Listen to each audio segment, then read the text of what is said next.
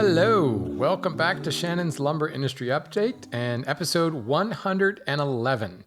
Today I'm going to talk about our featured species, Cypress. It's actually the first softwood that I've featured as a featured species. So yeah, that's kind of exciting. Well, if you're into wood, that's kind of exciting.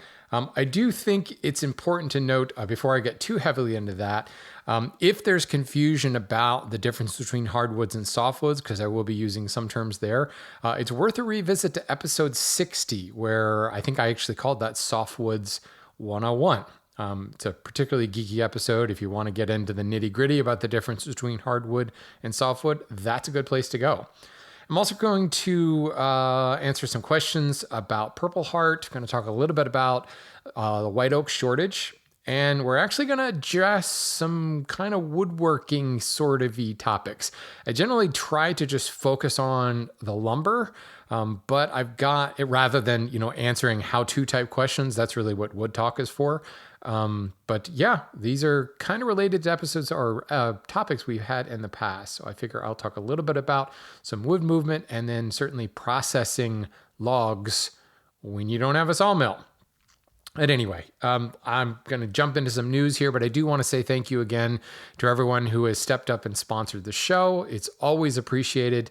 And the featured species, well, that comes directly from your feedback, guys. And the stickers that I push out every single month, that's all something that you guys were saying would be cool to have. So, if you want to help influence the show, sponsor the show. Go to patreon.com/lumberupdate. And you can get your chance to get your question bumped to the front of the line. Heck, you can sponsor at the walnut tier and get a featured species sticker every single month.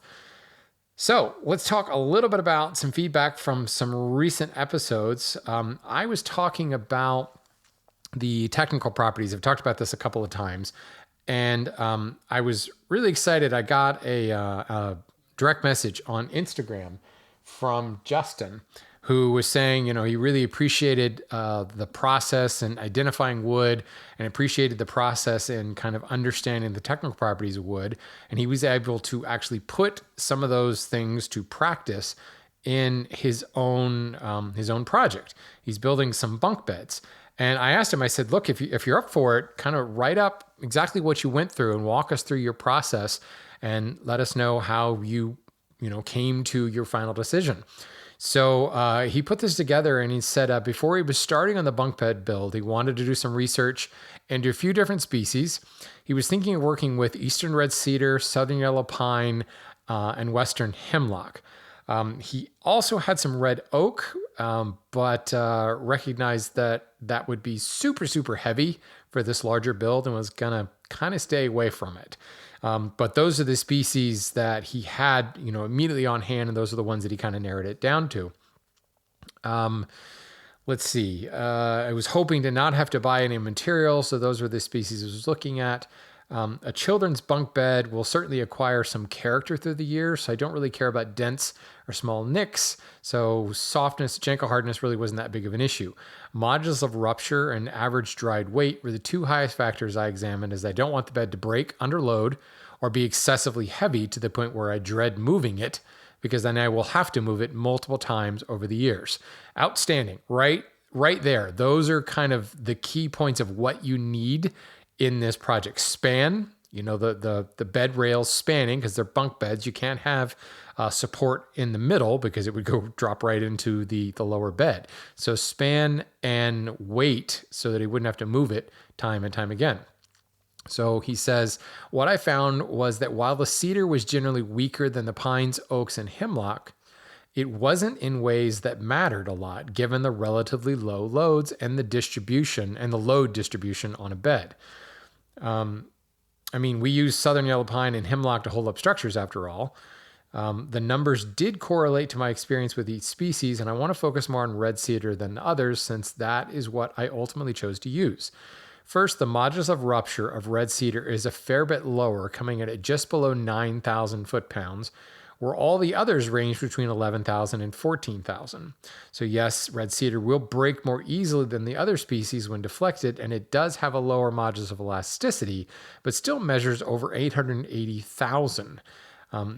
In the dimensions I'm using and the joinery techniques employed, there is a statistically insignificant chance of reaching either of those two force values. Those two numbers correlate more to the working characteristics of the species to me than their suitability or not for the project. Excellent point.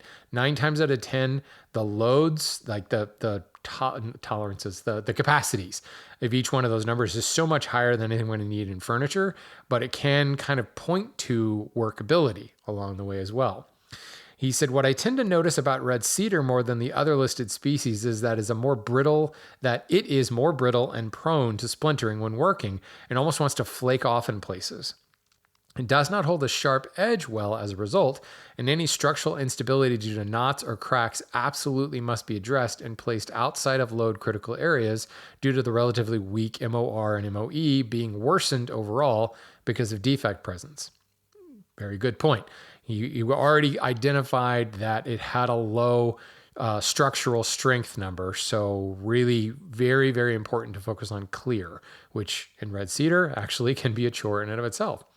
He says, when the defects are absent, however, it machines quite well and planes beautifully. It reminds me of cherry or walnut in relative hardness and workability in clear sections, which makes sense given a relative hardness of around 900 Janka. But just tends to have so many knots or squirrely grain that it's a royal pain in the you-know-what. And that was foreshadowing that I said that. What is great, however, is that there's no discernible difference between the hardness of the early and late growth, as is apparent in hemlock and southern yellow pine, and therefore far more uniform in workability and feel. And this is actually a key thing when it comes to identifying different softwoods. It's that abruptness of early wood to late wood. And some species are very homogeneous, and there's almost no visible growth ring because there's not that dramatic density change like you would get in southern yellow pine or something like Douglas fir. This eastern cedar has little to no contrast from early to late growth, and it does actually give you a more mellow workability, very much like what he's saying in reference to cherry and walnut. All in all, he says, I feel there are quite a few species that would be suitable for building bunk beds or other freestanding furniture with, because as humans, we just don't produce the kinds of loads or dynamic stress that would cause these things to fail under normal, parentheses, talking kids jumping on beds here, circumstances, given the relative dimensions these structures use. Far more important is the soundness of the whole structure and how it is joined together, and of course, using the appropriate dimensions of material. Thank you, Shannon, for the wonderful podcast and the educational entertainment you provide. That's awesome, Justin. I really appreciate you taking the time to do that. And again, there's nothing, what should we say, new here compared to what we talked about in all those technical properties.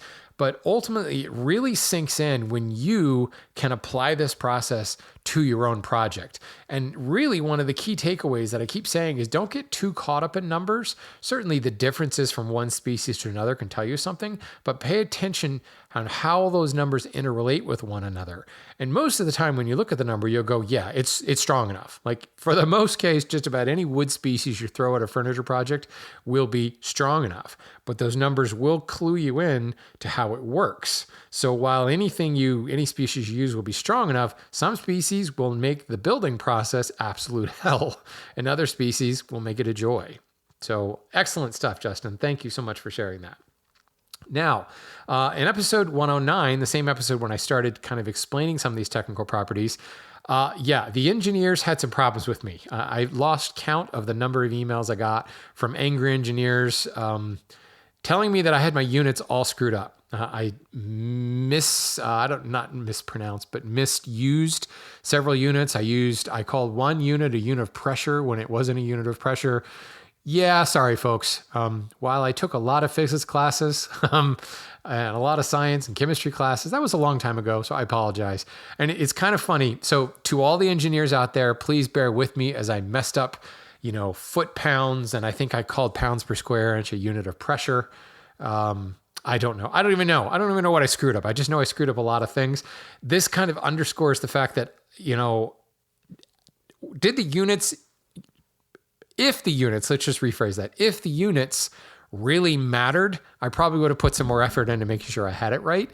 It's really just important to look at the numbers without the units in comparison from one, species to another. 9 times out of 10, whether it's foot pounds or pounds per square inch or whatever, doesn't really make a difference. You can just pay attention to the differences in numbers and really get, the answers that you're looking for. Not really the number value itself, just the differences from one species to another in the numbers. So again, my sincerest apologies, engineers. I have a brother who's an engineer. I have a father who's an engineer. I know how you are. I know how it must drive you crazy when I say the wrong units. So, yep, I did. I admit it. Also got a lot of feedback on the RIP board foot episode. And I heard from a lot of people who had kind of varying service levels. And the good news is I got a lot of emails about good service experiences. Like, I have this yard that does all the stuff that you talked about, that takes the time to understand what you're building and make sure that you're getting the right material for it. 9 times out of 10, those people said they were buying from my local rockler or my local other rockler, and or were buying from a lumber yard, but a lumber yard that also sells tools. And they're out there. You got a lot of lumber yards that sell like windows and doors, or maybe they have like a festool section. A lot of times those are more general hardware stores with a beefed up lumber yard. And it's important to understand the difference there. This is, and the lumber yard that does nothing but sell lumber, they are kind of knee deep, neck deep in the vernacular of the lumber biz, and maybe kind of clinging to the weird terminology like board foot.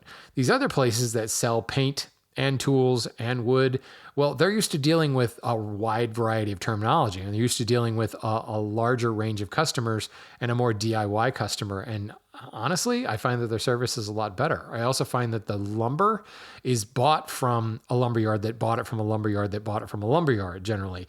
And they tend to be pricing things either by the linear foot or pricing by the board. And in many instances, they have like a barcode on every single board as they're selling by the piece. And in the end, it's just so much easier to sell it that way. So almost to a person, the emails I got that said, I've never had a problem, they're buying it from like a Rockler or a Woodcraft or something like that that's also selling other tools. That's not to say that you can't get great service from buying directly from a lumberyard, but you can see when you sell paint and boards and router bits, your inventory system is a little bit different, and you tend to have like a SKU per piece in that instance. I also had several people who brought up the fact that you didn't mention adding 20% to your order. We talked about going in and explaining what you really want, but I never mentioned adding 20%. And honestly, that's a thing that I kind of disagree with these days. I'm not saying buy the exact amount, because I've yet to build a project where I didn't screw something up and needed the overage. I also tend to like having overage when it comes to finding the right grain and color match. But I think just adding 20%. A lot of commercial people will tell you add 50%. The larger the job, the greater the overage you have to buy. I tend to find that if you are going into a lumberyard with a plan A, like the perfect wide board, and then a plan B if you can't get that wide board, the overage thing tends to fall aside. And where the overages come from is where, I know that I could nest like these 3 or 4 pieces into one board and get all the pieces out of that board, but I would have really, really tight margins. So what I generally do was just buy another board. And instead of putting all 4 of those pieces in one board, I'll spread those 4 pieces out over 2 boards. And if I'm at the lumberyard and I find a board that maybe has a knot in the middle and I'm not quite sure there in the moment if I'm going to be able to work around that knot, I will throw another board on. And what ends up happening, if all goes well, is I end up with 2 or 3 extra boards from that particular build, and those extra boards go in my lumber shed. And eventually you come to build the project and you don't have to go to the lumber store at all. You just go out to your stash and pick through the boards there like it's your own lumberyard. So yeah, overages, I'm not saying don't do it, but don't just automatically add 20%. 20% of what? 20% 4-inch boards, 20-pin 6-inch boards? What is that actually going to do to your overall plan? How will those extra boards figure into your parts list? And if you're just buying extra boards for the sake of buying extra boards, I got, a fireplace you can throw those $20 bills into if you want. It might actually heat you faster than the boards. I don't know what I'm saying there. Just going to stop. Many people claiming that there are cutting and milling services that actually won't charge. And then I've heard other people saying that they will charge for the cut. Again, if you are asking for any kind of transformation, milling, cutting, whatever, I would expect to have to pay for that service. You might be surprised you might be happily surprised when they say, hey, don't worry about it. It's just a couple of cuts. But then it's nice to kind of tip your guy, if you will, and say, all right, well, here's an extra $5 or something. Thanks for your time, or buy him a beer or something like that. The last thing I heard was people were asking me, well, what about superior grade? What about pattern grade? What about, oh goodness, there's so many other grade terms that are non-standard. They're kind of generic grading terms. The important thing to recognize when it comes to buying by grade, the only grades that are actually standardized are first and second, FAS, select, and then the commons, 1, 2, and 3 common. Well, it technically goes more than number 3 common. That's it. Superior is not a standard grade. Pattern is not a standard grade. Prime, all that, those are not standard grades. For that matter, when you start looking at exotics in North America, the North American Hardwood Lumber Association has no jurisdiction there.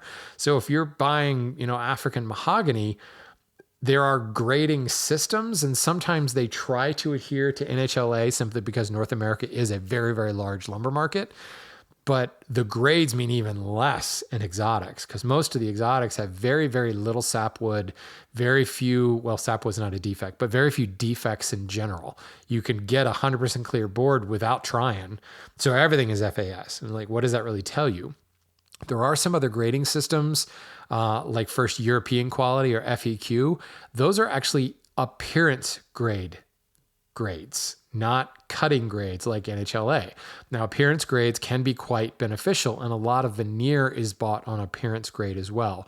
Just recognize once you start buying Padauk and Purple Heart and African Mahogany and Teak and Jarrah, that's not an NHLA gradable species. You may find that's hard to say, an NHLA grade on it, but it's more lip service for the North American market, which to me is all the more reason not to buy by the grade, to focus on your actual needs for your project and use words like, I can't, describe the defects that you can't tolerate over whatever dimensions you're looking for. So I really appreciate the feedback there. I got a lot of great emails, some Instagrams, DMs, got some good comments on my Instagram posts as well. So good stuff, guys. I love kind of continuing these conversations. So let's dive into our featured species of the month, which is cypress, specifically bald cypress, Taxodium disticum. It is, it's a softwood. It's kind of a yellow, light brown, tan color. It's got very pronounced early wood and late wood. So you'll find dark brown late wood lines and a fair amount of contrast from those early to late wood areas. The old growth cedar is going to be darker overall. The early growth and the late growth will be darker, usually much closer spaced rings. The reason I bring this up is you can still find sinker cypress that's been retrieved from riverbeds and things like that. And that's all very old growth. It's very dark. The sinker stuff is even darker because the water's had time to dissolve the extractives, the soluble extractives, and you get a very different look. But old growth and even sinker can be like dark brown, almost walnutty brown to this like deep caramel type color. It's really beautiful stuff. The hardness of it is 510. So it's not the softest of softwoods, but it's also not, a southern yellow pine hardness or something like that. Let's see. MOR is just over 10,000. MOE, 1.4 million. The movement, the TR ratio is 1.6. So it is kind of an unstable board, 6.2 tangentially and 3.8 radially. It's actually a pretty high radial number. It is about 32 pounds per cubic foot. So heavier than something like Western red cedar, about the same as like ponderosa pine, and getting close to southern yellow. Southern yellow is going to be heavier than that. So it's kind of right in the middle there. To me, it is a fantastic species. It's one of my favorite species, and it doesn't really get a lot of press. It's got that kind of variegated, stripy look that people like in heart pine or southern yellow pine without the added weight and without the added like difficult in working. Southern yellow pine can be almost crystalline in certain areas and very hard and very abrupt. The lower hardness of cypress, and despite there being abrupt early to late growth transitions, it's still quite mellow. And I attribute this to the fact that it's got very, very large tracheids. Now, remember, softwoods don't have pores. The only equivalent would be tracheids. And the tracheids in cypress is actually like a poster child for examining what is a tracheid. If you want to look at a tracheid, look at cypress. In some ways, I like to refer to cypress as like the oak of softwoods, because oak is often shown as the poster child for here is a large pored species. Here is a ring pored species. It's the one in-grain shot that you always see when people try to talk about ring porous woods. Cypress is the same way. If you want to talk about what are tracheids, let's look at tracheids. Cypress is the one. Because for the most part, tracheids are quite small to the point where you look at, a pine, you're like, what am I looking at? Like, where are the tracheids? They're really, really small. You really can't see them without any kind of magnification. But in cypress, you don't need magnification. You can very clearly see the tracheids, and that kind of dead space, the lower density because of the air in there, but also because the tracheids are so closely packed together. It's more like almost like a honeycomb. So they're evenly spaced, not like a ring porous hardwood like oak.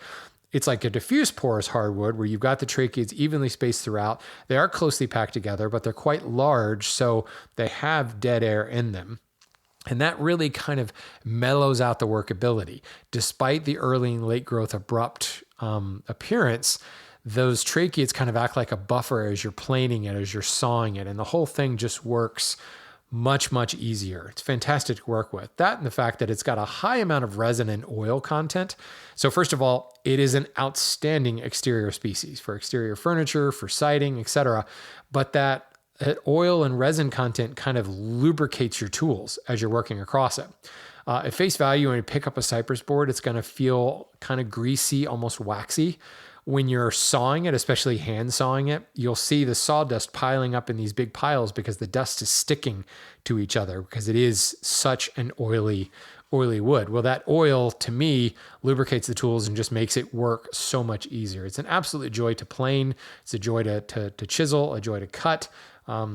Just a lovely wood. I often will use it anytime you're using a secondary wood in furniture. I will tend to grab cypress for my drawer sides and drawer bottoms. Just a lovely, lovely species. I've got a lot of experience working with it. In fact, in my shop right now, I think the only softwoods I have are Alaskan yellow cedar and cypress, and I've got a fair bit of cypress.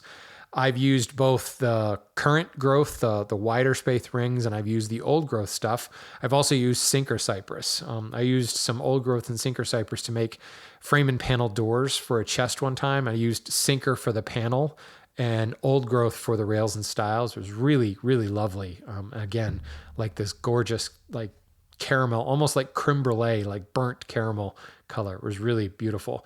I built, 4 or 5 sets of Adirondack chairs out of cypress, built some outdoor tables out of it. As I said, I use it for drawer bottoms and drawer sides all the time. I have used just, current growth cypress for door panels. I love the contrast you can get with, like a medium brown wood and this kind of yellowy brown wood for the panel.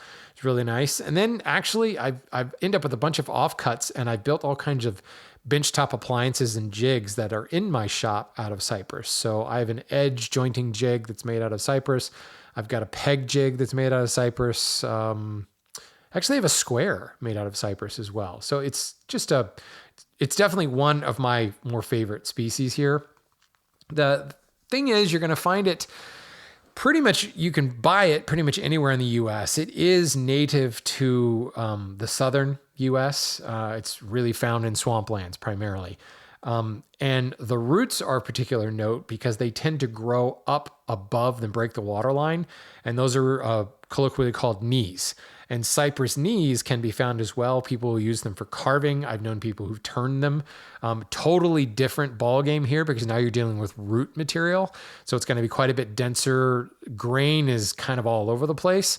But yeah, you can often find cypress knees for sale at specialty lumber places, but also on places like eBay. You can buy cypress knees online. The tree is quite large, about 80 to 120 feet tall, 3 to 5 foot in diameter. The one kind of unique thing about cypress is it's particularly prone to a certain fungus attack. And it's not spalting, but it actually creates what is sold today as pecky cypress. And it does look like it's been attacked by a bird. The cypress kind of, rather than staining the wood, it kind of eats the wood. So you get these little divots and kind of cracked sections that look like bird pecks, which is why it's called pecky cypress. What's interesting about cypress just botanically is it is actually a deciduous tree. It does lose its foliage in the winter, which is why it got its name bald cypress. There's a bunch of other cypress trees out there that go by a bunch of different names. They're all very, very similar. What's interesting is the cypress is not actually in the cypress family, Cupressae. I'm probably pronouncing that incorrectly. It's like a faux cypress. It's actually closer to cedar, botanically, taxonomically speaking, than cypress. So yeah, it's one of those kind of misnomers. Somewhere along the way, somebody called it a cypress, and really it has very little to do with the true cypress in the cypress family.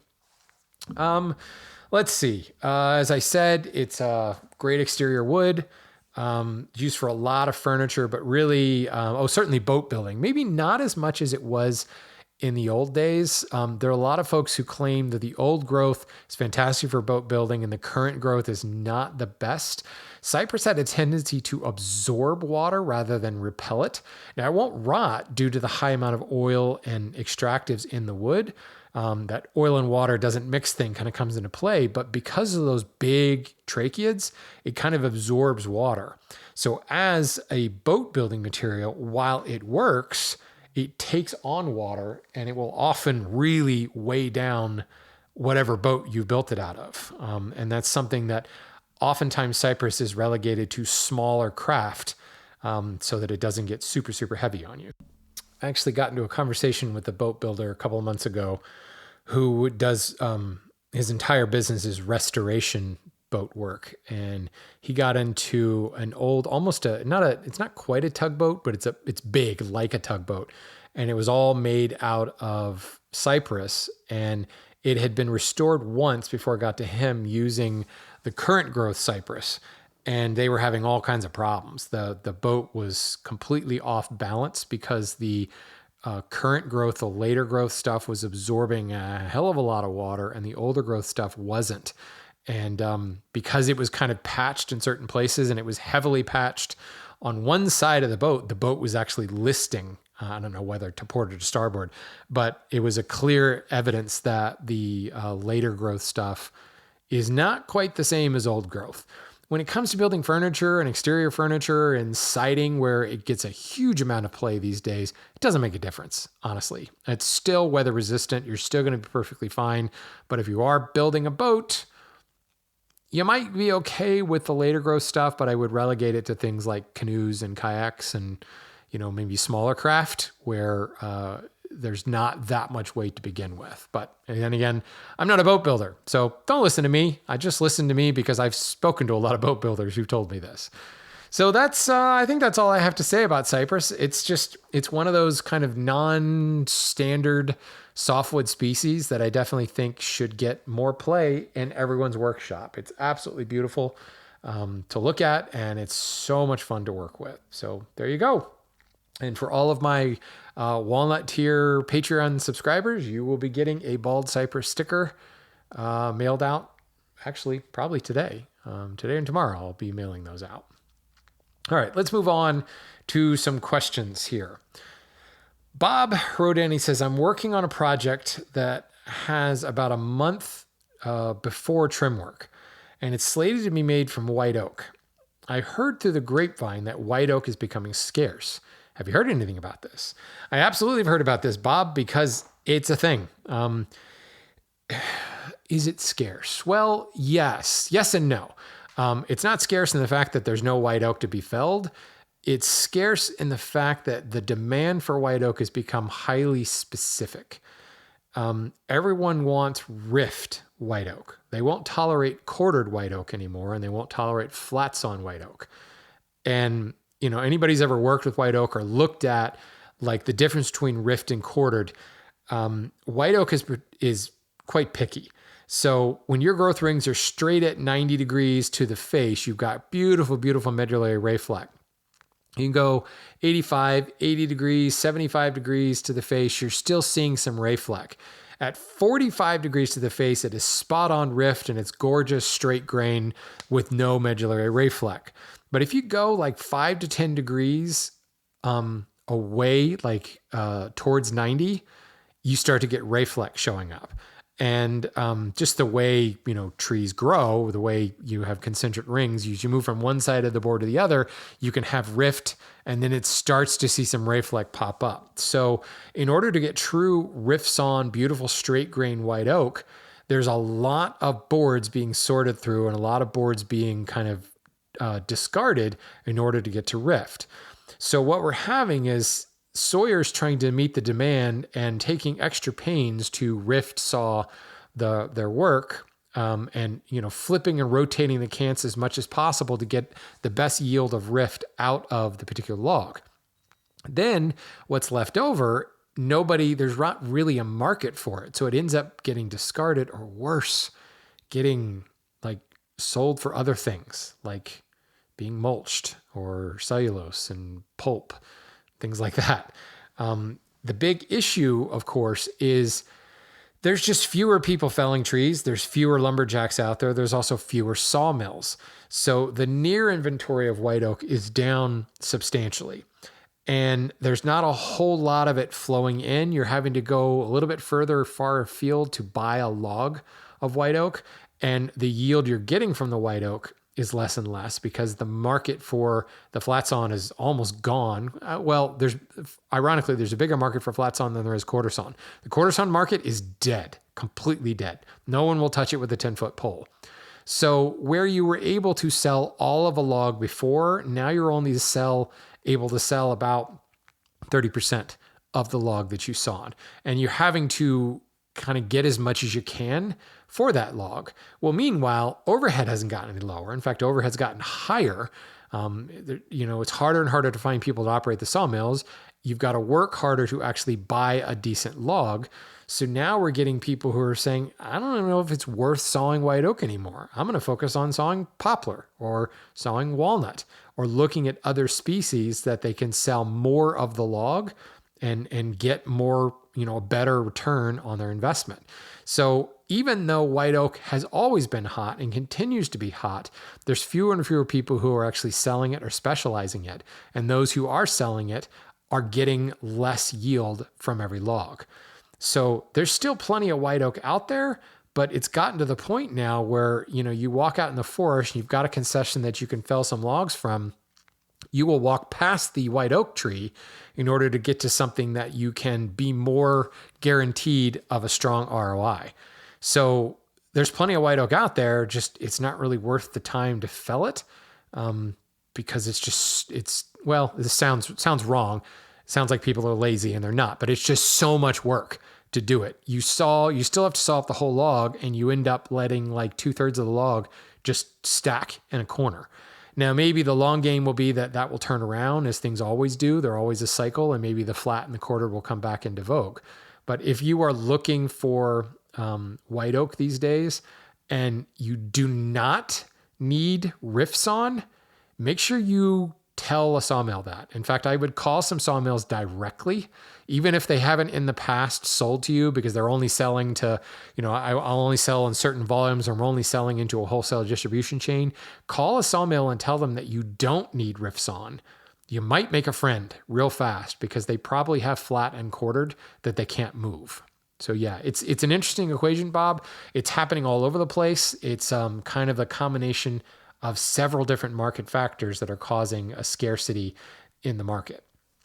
The good news is the rustic side of things, not reclaimed, but more rustic, in other words, character grade, defect type stuff, is becoming more popular. And white oak is starting to make an entree into that. So we might be able to see more non-rift sawn white oak being sold in a rustic type term. The problem is rustic is the most generic of terms. And, one person's rustic is another person's trash, and one person's rustic is another person's like FAS.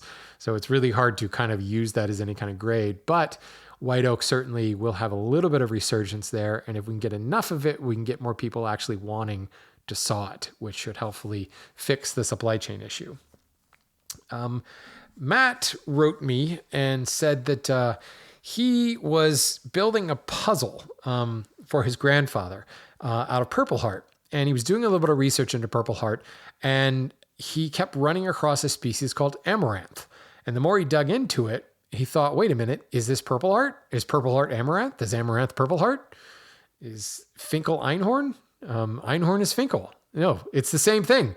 Purple Heart is Amaranth and Finkel is Einhorn. So if you're not a Ace Ventura fan, you have no idea what I just said there, but yeah.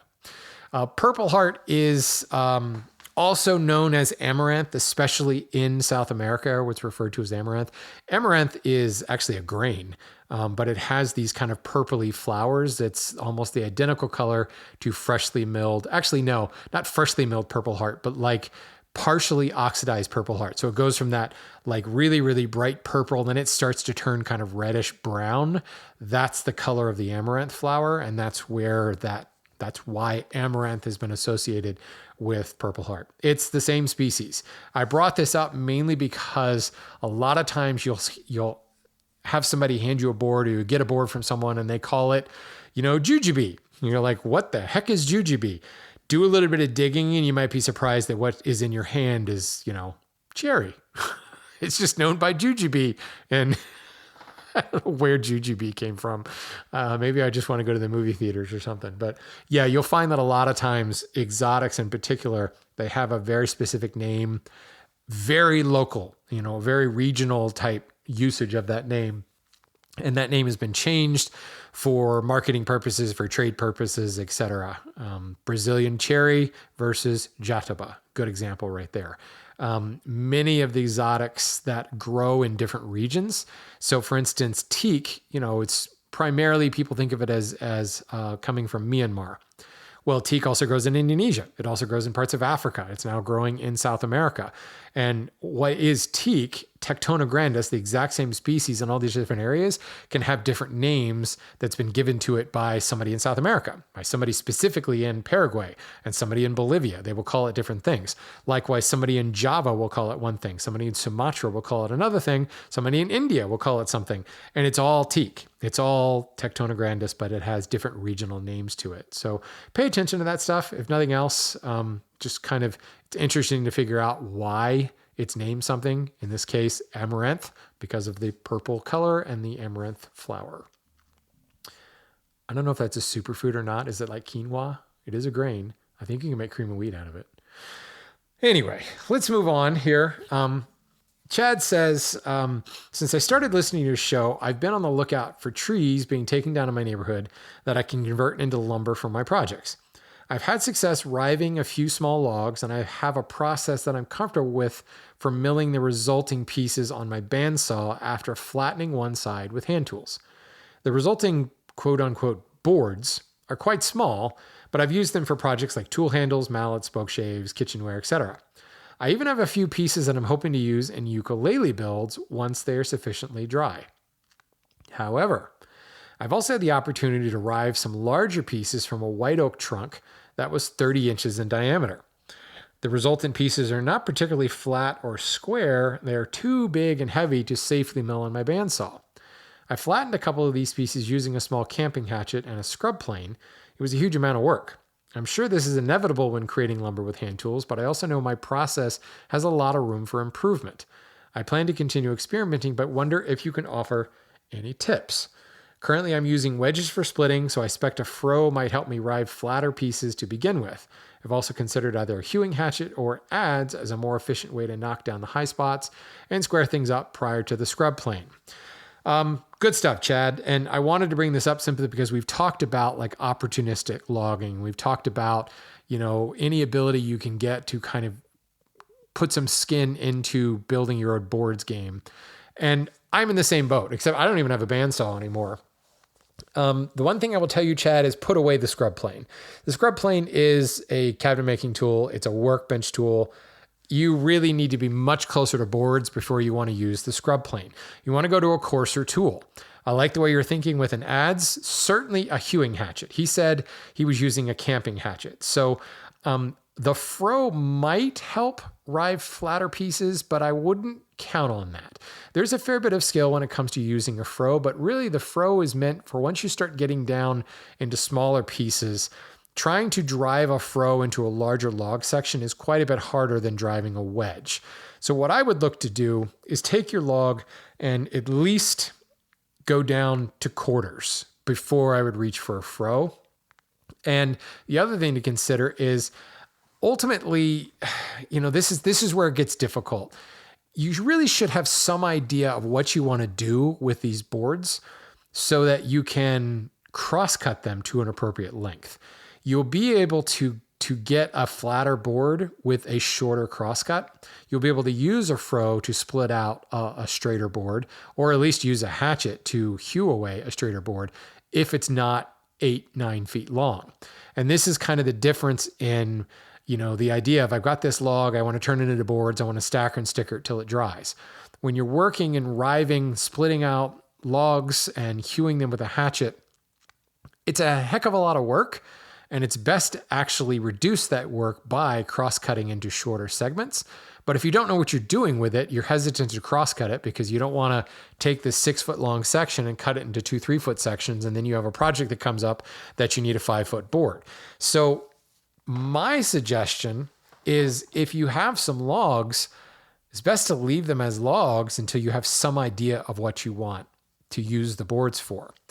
Then focus on cross-cutting or bucking to length, close to length, before you start splitting, even with the wedges. Now, if you've got a super big log, you might find that it's difficult to actually saw, depending on what kind of saw you have, what kind of beam you have on your chainsaw.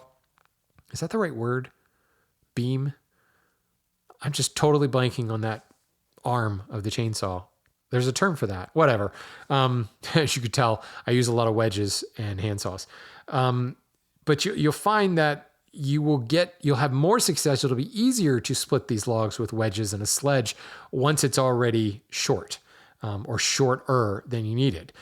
The next thing I would say is definitely look into, if not a hewing hatchet specifically, a hewing hatchet is going to have a flat face and a single bevel, but just a larger hatchet, a camp hatchet. It's going to be a heck of a lot of work. A larger hatchet with just a wider blade and a longer handle is going to give you more leverage and take a wider cut for you. And it's going to kind of quickly flatten out a face. Quickly, much quicker than a small camping hatchet. So you want to just get yourself a bigger axe, not a felling axe. You still want some sort of hewing hatchet. If you look up a hewing axe, you generally will find a bunch of different options there. The really cool ones are like the Viking bearded axes. Those are fantastic. And you can take a big old chip or shaving with those and actually flatten the face of a board quite quickly. The other thing you could consider doing is taking the log before you split it and hew it into a cant. So now you're just taking off 4 sides, you're flattening 4 sides into a big giant cant. That could be fun as a practice, but then what you're going to do with it from there, you're probably still going to end up splitting it, or maybe that's where you could bring something like an Alaskan mill to bear and start sawing it up that way. The key thing, if you're going to do this by hand, is to stay with the coarsest tools possible as long as you can. And adze can be quite coarse. And if, for instance, you split this 30-inch log down the middle and you've got two half moon shapes here, this is a good opportunity to grab an adze and to flatten that inside face. By actually standing on the log, you can swing the adze kind of down between your feet and actually flatten out the high spots pretty quickly to get a flat-ish face. Then what you do with it from there, it's a matter of flipping it over and repeating it and getting it, flat on the other face. That's if you really wanted to like cut out a wide slab, but that still is a heck of a lot like work, and you're still going to be better off cutting it down to size. So the biggest lesson that I will say here is don't just start blindly cutting up logs. Have some idea what you're going for, and cut to length as soon as you possibly can before you start splitting. You're going to have much better success. You're going to be able to get flatter splits and be able to flatten your wedges that come out of that a lot faster that way as well. And you're going to end up with some small random pieces left over, and those can be set aside for drying. And those can be more opportunistic pieces, like you're saying, maybe setting some aside for a ukulele build or something like that. While it's in log form, it's going to keep. We've talked about this, like how long logs, keep. Again, some of it depends upon the species, but you're best just keeping it in a round log form as long as you possibly can. Hope that helps. There's so many variables to that particular question, but I really want to just urge him to put down the scrub plane. I love my scrub plane, folks. I use my scrub plane a lot, but that's only at my workbench. When you're talking logs, put away the planes in general. That's axes and adze type work. Last question I have today is from Jeff. I was talking to a friend the other day about a table that had split down the center, and the conversation made me think of things you talk about on the podcast. The table is approximately 10 feet long, 4 feet wide, and 8/4 thick walnut with a metal base. The tree was felled and air dried in California. The table is 2 live edge slabs that have one edge jointed and then 2 slabs are joined together. The table was built in the Bay Area and after a few years moved to Michigan, where it's been for a couple of years now. The joint down the center of the table is now splitting. I'm not sure when this started. Is this caused because of the drying process? Was the wood not fully dried before the table was built? Is it because of the move from California to Michigan? To fix this, should the slabs be cut apart and kiln dried, or can they just be rejointed and joined back together now that the wood has had time to settle in its current environment? So let's start at the end here and say there's no reason to put these back in a kiln. This table is, let's see, did he say how old it is? I mean, it's certainly, after a few years, it moved to Michigan. It's dry. It's dry enough. And yes, there may have been some changes due to the climate from a drier California to Michigan. There's no reason to do any more drying to this.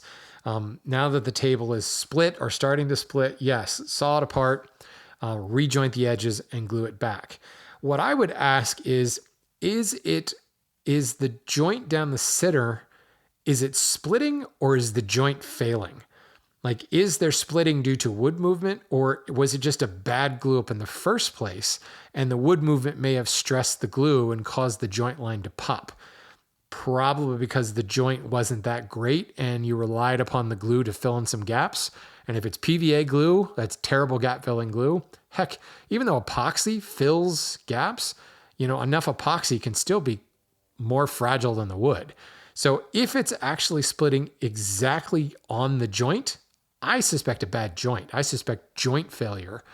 And one might make a case that wood movement caused that joint to be stressed, but the fact that it failed in the first place tells me that it wasn't a really good joint. It was a joint that maybe was muscled into submission with parallel clamps rather than being like a finger tight joint before glue went on. The next thing is it's on a metal base. What steps were taken to allow for expansion and contraction on that metal base? Are there slotted holes in the metal base that allow the screws that attach it into the table to slide back and forth? If that was fixed in place on the metal base, that table is going to move. I don't care whether it stayed in California its entire life or if it moved, around the world. It's going to continue to move. And people talk about wood acclimating and wood, quote, settling down. wood will always move. Every time the humidity changes, the wood is absorbing more moisture. And when the humidity drops, it's shedding moisture. Is it moving a whole lot? No. It will start to, quote, settle down as it acclimates, but it will still continue to move. And if you've fixed it in place on a metal base, all bets are off. Like there's nothing to say. When you've got a 4-foot section here fixed into place on a metal base, there's going to be things that happen. So in that case, if there was no allowance for movement on the metal base, maybe that panel joint was good, but it cracked along the joint simply because there was no other place for the wood to go. So I think you might be overthinking it in saying the wood wasn't dried enough. Maybe it was, maybe it wasn't. It's hard to say at this point. It's kind of irrelevant at this point because so much time has passed. The wood is dry enough now. I really doubt that has anything to do with the move. He says specifically the Detroit area, but just Michigan in general is not so dramatically different from California. He does say the Bay Area, so actually it's probably wetter in the Bay Area than it is in Michigan. But it may be a bit of a toss-up, especially when you factor in, modern climate-controlled homes and things like that. I really don't think it has to do with moving from the West Coast to, what did Mark say on Wood Talk the other day? Central America. Michigan's Central America. So is Costa Rica, by the way. But yeah, to the middle of the country. I really don't think that's the case. I think you need to look at how it was attached to the metal base, and you need to specifically address the panel joint in the middle and make sure you've got a good, solid joint there that doesn't require 3,000 pounds per square inch of clamping pressure to close it up. That would be my guess, Jeff. Also, a lot of variables in that question there. But I think that people freak out way too much about wood movement from one area of the country to the other. It's not that dramatically different that it should make a difference if you build it appropriately and use appropriate joinery and appropriate wood movement compensation techniques. All right. I think that will do it for another show. Folks, I really appreciate the questions. It's always great to be able to get questions directly from the audience and address them directly. Again, I'll be mailing out Bald Cypress stickers here today and tomorrow. Anyone that becomes a patron between now and the end of October will get one of those stickers. Even if you join on the last day of the month, I will ship a sticker out to you on the last day of the month. So again, thank you to everyone for supporting the show through Patreon. And thank you for listening. And go buy some cypress this month.